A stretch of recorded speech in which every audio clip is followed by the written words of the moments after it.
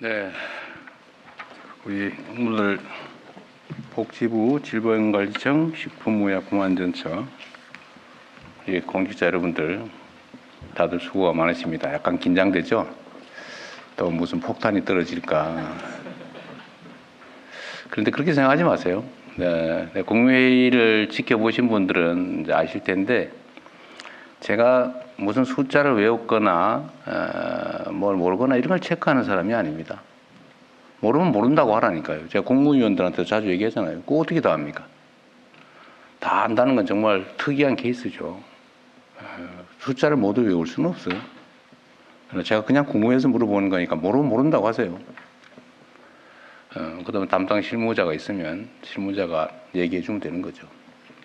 제가 경기도에서 이런 방식의 회의를 많이 했는데 제가 다 과장들도 다 참석하게 해서 했습니다. 그리고 실무 현안 회의를 할 때는 담당 실무자까지도 같이 모여서 얘기를 같이 했어요. 거의 효율적이니까. 네, 그러면서 제가 강조한 게 있어요. 국무회의 때도 마찬가지입니다. 모르는 거 아는 척 하지 마라. 모르는 걸 아는 척 하게 되면 판단이 잘못되게 됩니다. 모르는 것도 문제죠. 뭐 알면 더 좋죠. 근데 진짜 문제는 모르는데 아는 척 하는 거예요. 그럼 판단이 왜곡됩니다. 그건 더 나쁜 거죠. 그건 못된 겁니다. 모를 수 있는 건데. 그래서 저는 업무 보고를 할 때 이게 왜곡 보고 하지 말자. 왜곡은 의도가 들어있는 거잖아요. 근데 그런 경우가 가끔씩 있습니다. 보통 요약 보고하고 본문 내용이 틀린 경우가 많아요.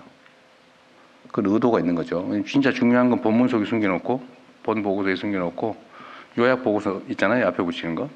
상사들은 주로 그것만 보니까 거기는 자기가 진짜 하고 싶은 그러나 별로 바람직하지 않은 일들을 써놓지 않는 거죠. 그리고 나중에 결제받았다고 우기고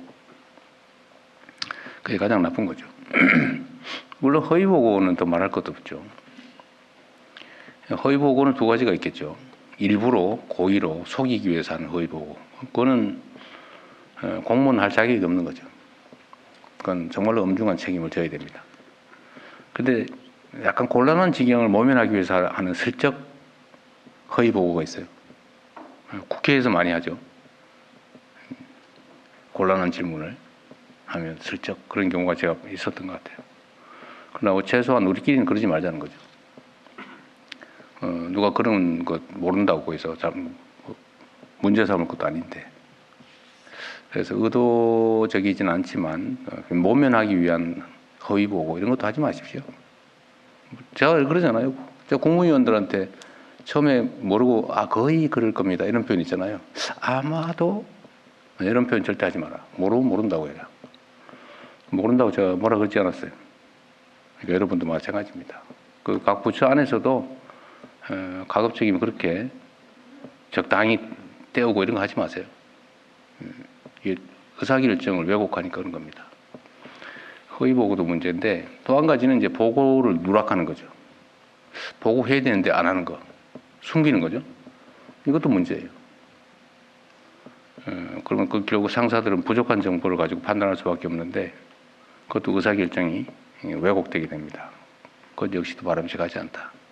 그냥 투명하게 했으면 좋겠어요. 그럼 꼭 상사를 속여야 될 필요가 있으면 그만두고 속이는 게 좋겠다. 근데 이거는 결코 절대로 용납돼서는 안 됩니다. 그래서 보고는 객관적으로 투명하게 그리고 보고를 제대로 못할 정도의 일을 저질렀으면 책임을 지는 거고 또는 허위 보고를 하거나 이렇게 해서까지 관철을 해야 될 일이 있으면 그건 공직자로서 할 일이 아니라 개인 사업하면서 하는 게 맞다라는 게 제 생각입니다.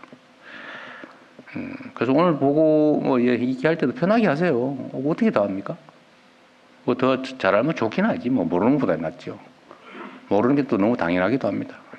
대통령님들 어떻게 국정을 다 파악하겠어요? 몰라요. 그냥 궁금한 걸 몇 개 물어볼 뿐이죠.